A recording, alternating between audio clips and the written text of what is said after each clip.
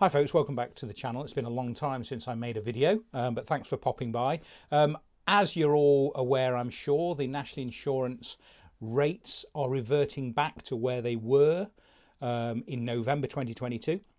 So I have updated the salary sacrifice spreadsheet and the Car Finance Simplified app to reflect those changes. Interestingly, the threshold hasn't changed. So we're actually better off national insurance wise compared to where we would have been in April this year, because the threshold has still had £3,000 added onto it, even though the percentage rate has gone back from 13.25% to 12% personal, or from 15.05% back to 13.8% company. So I just wanted to make you aware. If anybody has got a copy of the previous EV salary sacrifice spreadsheet, please do email me for an updated copy, free of charge, obviously. And if anybody has already subscribed to the Car Finance Simplified app, which looks like this, which runs on the Open As app container, that will automatically be updated. So if you go into it, it might tell you, well, it should tell you that an update is available. Just click OK and you'll get the new rates through. So while I'm here, I just thought I would do a recap in case anybody is popping by to the channel for the first time, just to show you what this app does. Now, as well as salary sacrifice for electric vehicle schemes, it also combines my first PCP HP spreadsheet in there as well. So this is $14.99, as many updates as I care to make, and you can see there's lots of tabs across the bottom. You can compare two different PCP or HP quotes. You can compare them, you can work out when your voluntary termination would be, you can work out settlement figures, all sorts of things. But obviously that hasn't really changed. What has changed is the national insurance percentage rates for both employee and employer. So I've updated that. So if I just quickly whiz through the salary sacrifice element of the app, excuse me. First and foremost, it's a salary take-home checker. So on this first page, you can put in your salary. So let's say you earn, I don't know, £60,000 a year, and you've got a standard tax code, which is 1257L at the moment. You don't need to put the L in. You can do if you wish. You can put student loans in, whether you're a part of student loan scheme 1 or 2, whether your pension is taken pre or post tax, what your nominal hours work per week is. That's just to calculate your hourly rate. You can put any non-taxable income, so maybe you get some expenses. You can put your pension contribution in, whether it's a fixed amount, whether it's a percentage. And then you can put other salary sacrifices in. So maybe you salary sacrifice an element for a gym membership or private medical care or a pension scheme even. You can put whether you receive a car allowance, and then it will tell you what your net pay is. So if I put 60,000 in, standard 1257L tax code, tells me at the bottom that my net pay is 365,426 per month, or £43,000 per year.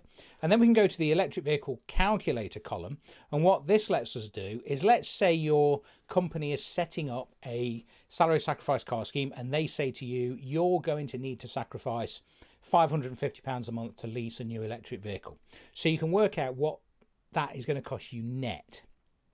So let's say we don't have any car. Let's keep it simple. Let's keep pensions out of it. Let's keep car allowances out of it, etc. Let's say that we are going to salary sacrifice £550 per month, which is £6,600 a year. If we go down to the bottom, it tells us that our car is technically costing us £319 a month, a percentage saving of 42%. Now, the reason for that is we're in the 40% bracket. So obviously with salary sacrifice, the more you earn, the more you save. But what you can also do is you can say whether your company is going to pass on their national insurance saving. It's entirely up to them. They don't necessarily do that because obviously there's admin behind the scenes to run the scheme. So, they're not doing it for free, but they could choose to pass on some or a proportion of their company national insurance savings. So let's say they're very generous and they pass on the entire saving. You can see that the company NI saving is £75.90 a month, which is effectively 13.8% of the amount you're sacrificing. So you can see at the bottom, we're actually going to save 50%, and that car at £550 a month is only really costing us £275. Let's just take that off for now, because most schemes wouldn't have that. So 319. The other thing we have to remember, and this is why salary sacrifice schemes on electric vehicles are so popular at the moment, is because they have such a low benefit in kind. And until 2025, it's fixed at 2% of the P11D value of the car. So you can work out what company car tax you're going to pay as well. So if I go on here, look, P11D value of the vehicle. So let's say that's £40,000. We put our benefit in kind rate in, which is 2%. It was 1% for the previous tax year. It's recently gone up to 2%, and it's going to be fixed at 2% until 2025. So that's why it's a really good time to do this now, because nobody knows as yet what that rate's going to go to in tax year 25-26. So tells us, look, the benefit in kind amount is £8, which means our revised tax code is 1256. So that's not right. That's 0.2%.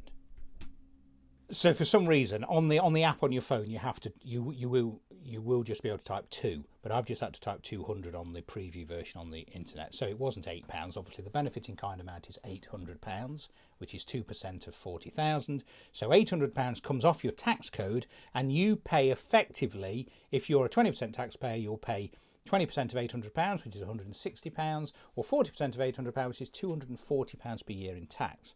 So that means our revised tax code is 1177, and it means that our new saving is 37%. That includes the company car tax. Okay. Now the company will also pay company national insurance at 13.8% on that benefit. So company NI on the benefit of the electric vehicle is £110 a year, which is £9.20 that the company will pay as well.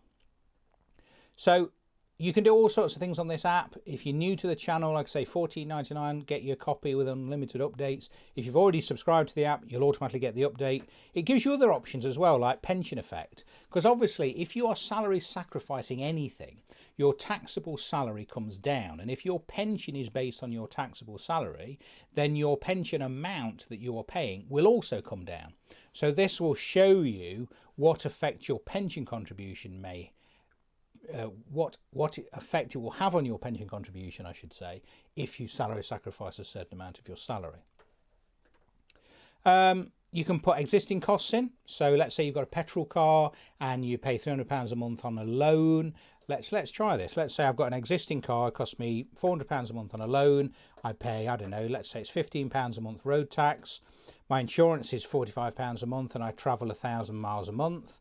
And I get currently 45 mpg, and petrol is currently, I don't know, 170. So it tells me there, look, that it's costing us £7.73 a gallon. We're going to need 22 gallons a month to do 1,000 miles, and it's going to cost us roughly £171 a month in fuel. You can put whether you get a mileage allowance. You can put how many business miles you travel per month, and as such, how many attract your business mileage allowance. So it tells me there, look, that car is costing me £400 plus insurance, plus about £170 in petrol. So that car is costing us £631 a month for our existing car that we've got on a loan. We can then go to the EV cost tab and say, okay, my efficiency of my car, let's say it's 3.5 miles per kilowatt hour, and my electricity price is, well, let's say we're very lucky and we still charge on Octopus Go faster rates like I do, which is 5.5 pence. So it tells me there, look, that it's 2 pence per mile rounded up, 1,000 miles a month, because it got that from the previous tab. It's going to cost us £15.71 in fuel versus £171 in petrol. We might put our own insurance on there, so let's say that's the same, 45 quid. So you can see that our net pay after paying for the car is £3,200, and that includes running costs as well. We go to our savings tab, and you can see here that it tells me that I will save £270 per month running an electric vehicle at £550 a month on a lease, including company car tax, including running costs, versus a petrol car at 45 mpg that's costing us, whatever it was, £400 a month on a HP or PCP agreement. So it's quite a useful app. So if you are looking at going down the electric vehicle salary sacrifice route, this app is really useful.